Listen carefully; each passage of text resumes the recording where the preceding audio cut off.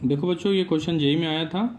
आइए देखते हैं, समझते हैं इसको कैसे करते हैं। और दो छोटे छोटे कॉन्सेप्ट हैं, आपको 3 मिनट में कवर करा देते हैं।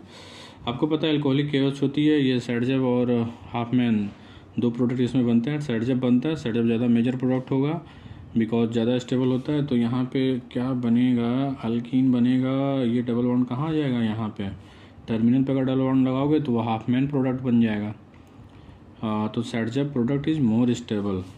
तो ये मैंने क्या बना दिया, 2 pentene. I hope got this. यहाँ पे Br2 है, इलेक्ट्रोफिलिक एडिशन रिएक्शन होगी तो it will convert into Br, यहाँ पे आके जुड़ जाएगा, कुछ ऐसा बन जाएगा 2,3 डाई ब्रोमो पेंटेन। 5 कार्बन है बच्चों, 2 3 4 5 पेंटेन, ये 2 पेंटीन था। तो आई होप बीटा एलिमिनेशन की रिएक्शन है, आपको ये बात समझ में आ गई होगी। यहाँ पे आइए, अगला कॉन्सेप्ट फ्री रेडिकल के बारे में सीख लेते हैं।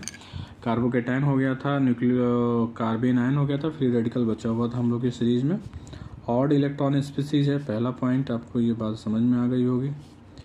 दूसरा, इसका एग्जाम्पल देख लो, जैसे कुछ इस टाइप की स्पीसीज होती हैं, methyl free radical, ethyl free radical. Neutral होता है,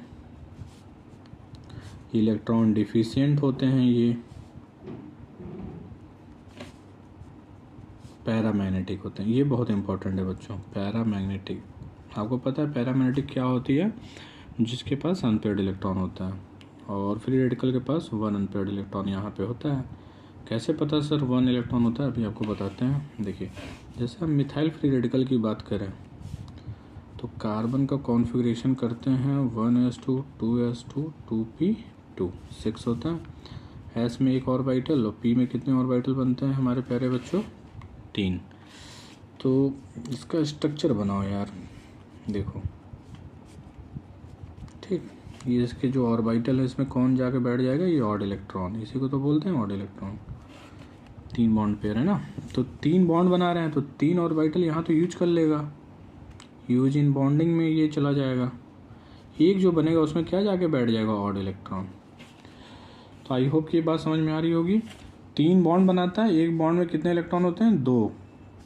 एक बॉन्ड में कितने इलेक्ट्रॉन होते हैं, 2। तो टोटल इसके पास वैलेंस इलेक्ट्रॉन कितने हो गए, 2 2 4 2 6 7 इलेक्ट्रॉन हो गए। ये भी एक क्वेश्चन पूछा जाता है, इसलिए इसको ऑड इलेक्ट्रॉन स्पीसीज बोलते हैं।